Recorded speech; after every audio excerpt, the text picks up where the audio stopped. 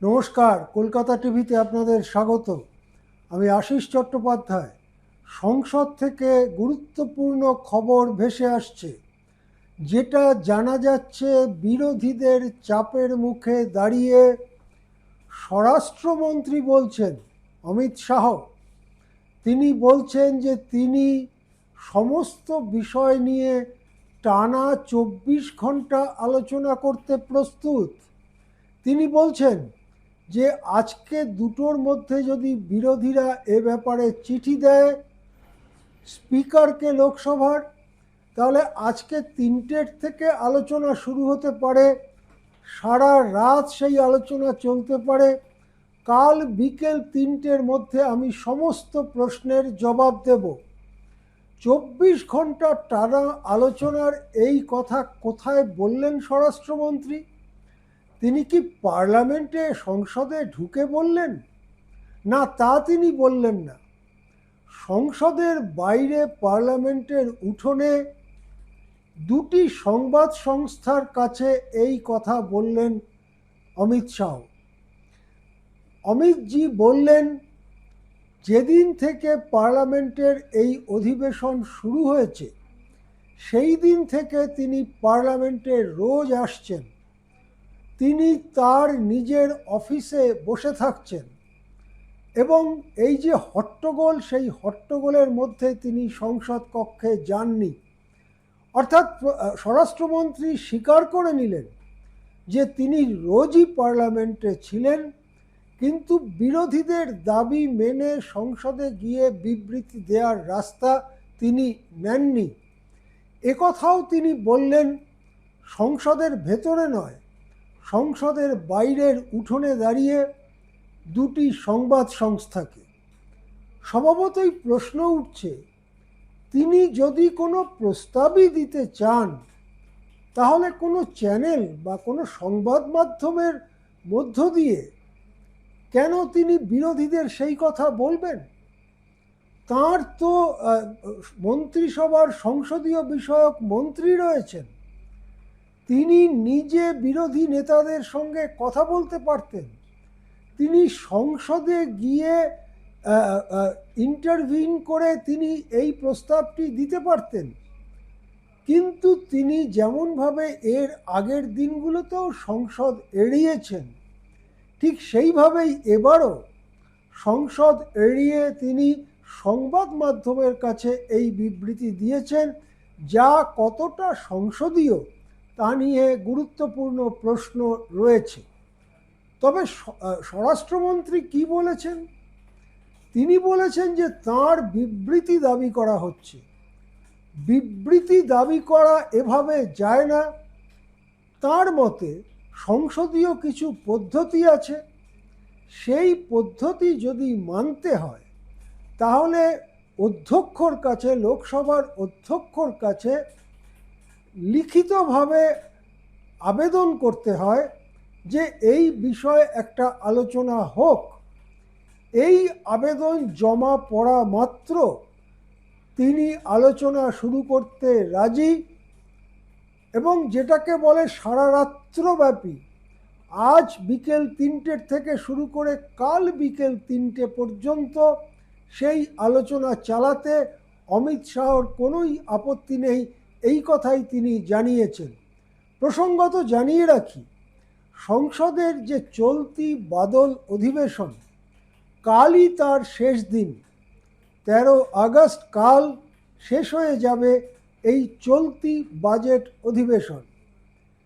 স্বরাষ্ট্রমন্ত্রীর এই প্রস্তাব সংবাদ মাধ্যমে দেবার পরেই এটা নিয়ে মুখ খুলেছেন রাহুল গান্ধীরা। বিরোধী নেতারা প্রায় একসুরে বলেছেন যে উনি বাইরে সংবাদ মাধ্যমে কি বললেন সেটাকে আমরা কোনো গুরুত্বই দেব না।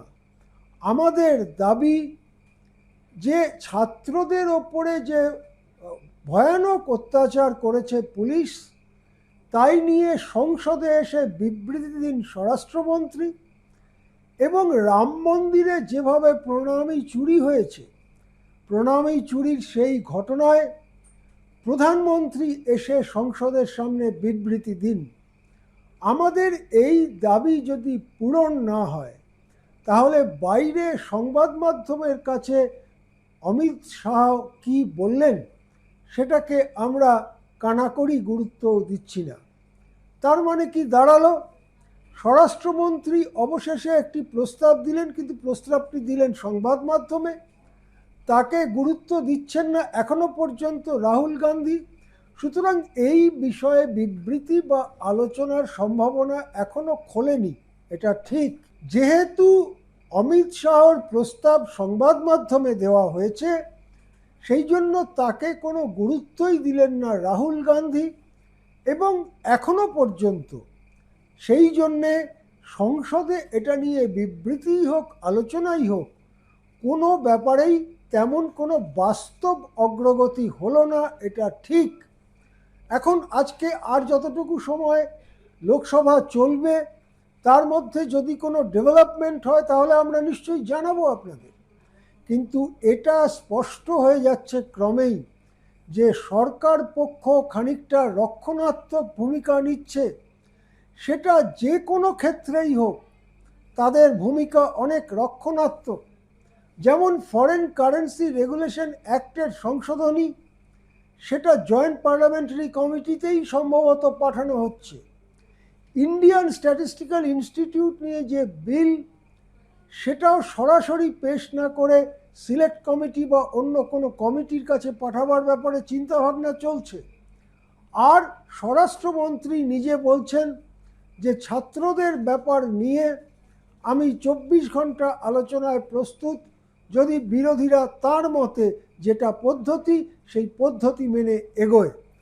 তার মানে এই যে ছাত্র আন্দোলন, সেই ছাত্র আন্দোলন যে কেন্দ্রীয় সরকারের ওপরে একটা বড় রাজনৈতিক আঘাত হেনেছে, এবং আগে কেন্দ্রীয় সরকারের যে চেহারা ছিল, আমরা যা বলবো তাই মানতে হবে, আলোচনা নয় গিলোটিনে ফেলে বিল পাস করা হবে, তার থেকে যে তারা অনেক কদম সরে এসছেন সেই জিনিসটা ক্রমেই স্পষ্ট হয়ে উঠছে।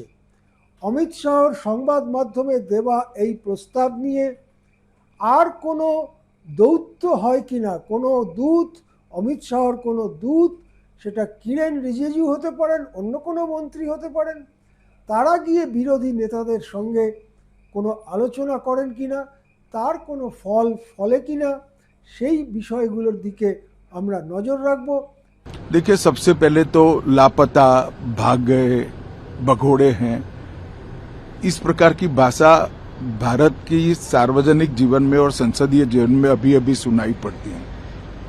जब से संसद सत्र शुरू हुआ तब से लगातार मैं संसद में आता हूं, मेरी चैम्बर में बैठा हूं। चूंकि संसद भवन के अंदर विपक्ष संसद को चलने ही नहीं दे रहा है दोनों गृहों में, तो कोई जाकर क्या करेगा।